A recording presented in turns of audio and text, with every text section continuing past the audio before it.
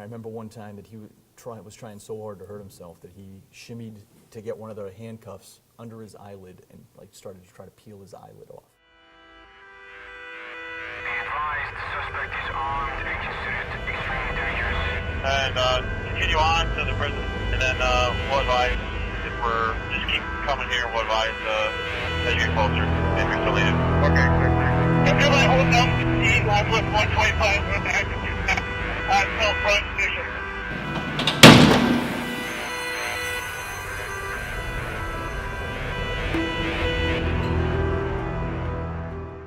My name is Officer James Maltais. I'm a correction officer with the Massachusetts Department of Correction. I've been doing this since September of 2007 is when I officially started working for the state with the DOC. I guess the first question is why? Why do you do what you do? Well, I started the job here, honestly, because it's the first civil service job that called me back. You know, I was taking civil service tests, state police, local police, firefighter exam, corrections, and DOC hires the most, and they're the first ones to call me back. I came into this thinking, oh, it's a good starter job, and wanted to be a police officer and do the criminal justice thing for a while.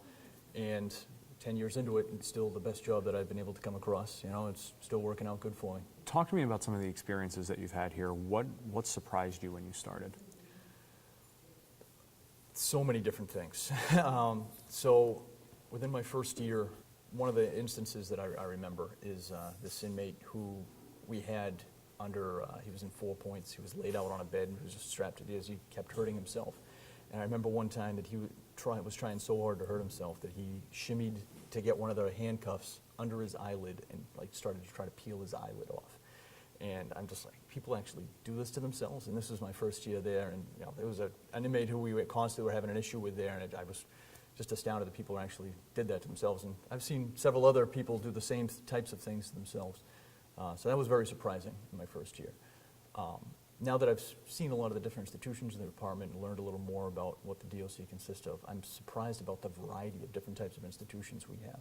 I mean, we're sitting in a Supermax institution right now, but we have institutions that have no locking doors, that have much higher populations than this institution has, but there's no secure way to hold the inmates there, and everything in between.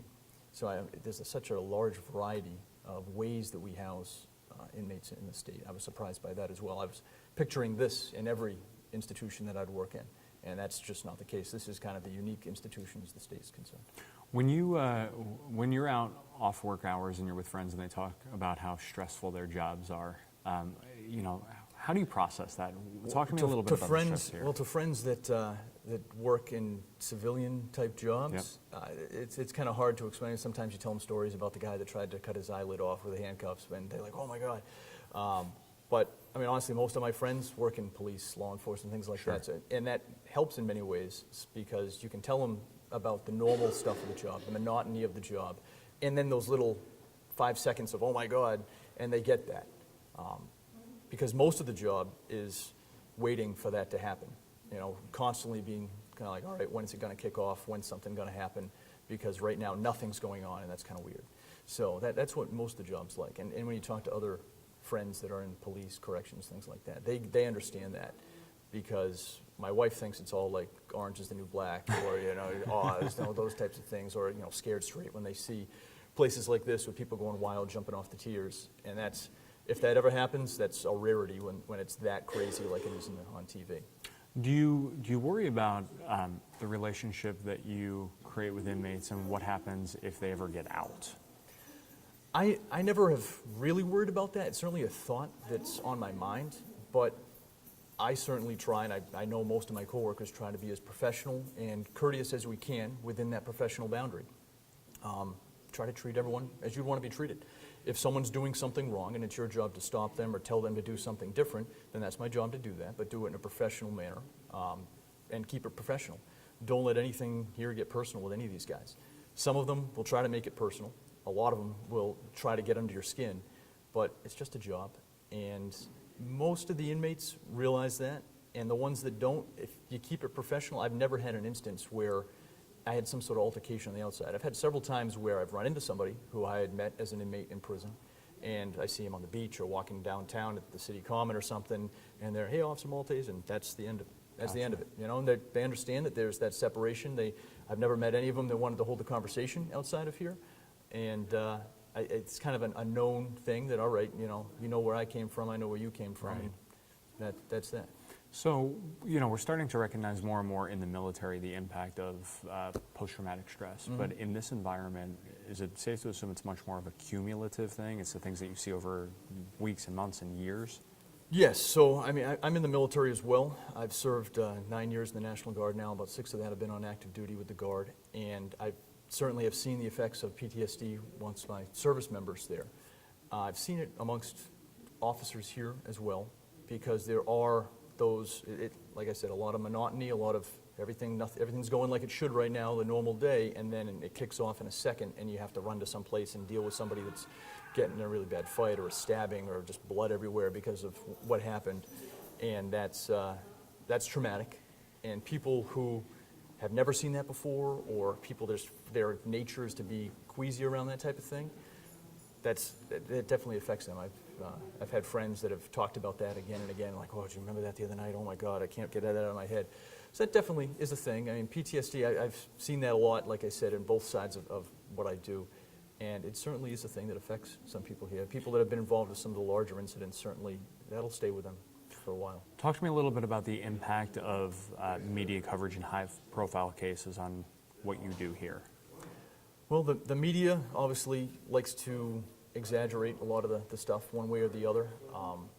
I feel something that I've seen throughout probably the world, I think this is the truth. So police, right now police are getting criticized every which way, but they're still respected, I think, for the most part. People understand that, hey, you're there to help. When my kid's not breathing, you come and you take them there. Or if my house is getting broken into, firefighters are there to put the fire out. Correction officers are always put to the bottom barrel by the media. And that has a demoralizing effect, I think, by a lot of people, to a lot of people who work in this line of work. Because if you looked like the bottom of the barrel, then eventually you start to feel like you're the bottom of the barrel, and you act like you're the bottom of the barrel now. And I've seen that amongst coworkers sometimes, that the negative press that prison guards get is just like that. It has a negative effect on them. That, yeah, you guys just, all you have to do is turn keys and whatnot. There's a lot of negative like that, and it certainly doesn't help the morale of the job, which already you have to really search for something happy in the job.